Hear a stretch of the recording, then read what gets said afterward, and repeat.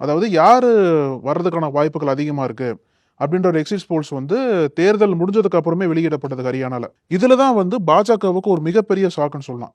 ஏன்னா பாஜக என்ன எதிர்பார்த்தாங்க அப்படின்னா, டபுள் இன்ஜின் சர்க்கார்னு சொல்லுவாங்கல்ல.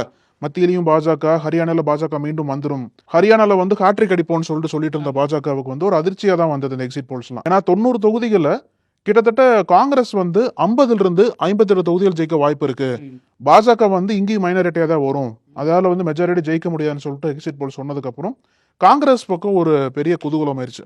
ஓகே, நம்ம விட்ட ஆட்சியை 10 ஆண்டுகளுக்கு அப்புறம் பிடிக்க போறோம் அப்படின்ற ஒரு குதூகலத்தோட கட்சி போயிட்டு இருக்கிற சமயத்துல பாஜகவுக்கு வந்து ஒரு பக்கம் இது செட்பேக்கா இருந்தாலும் அங்க இருக்கக்கூடிய சிஎம் நயாப் சிங் சைனி வந்து இந்த எக்ஸிட் போல்ஸையும் மொத்தமா மறுத்திருக்காரு. இந்த எக்ஸிட் போல் ரிஜெக்ட் பண்ணிட்டு இல்ல நிச்சயமா வந்து பாஜக மீண்டும் ஆட்சி அமைக்கும், அதுவும் தனிப்பெரும்பான்மையோட ஆட்சி அமைக்க வாய்ப்பு இருக்கு அப்படின்ற ஒரு கருத்தை சொல்லியிருக்காரு.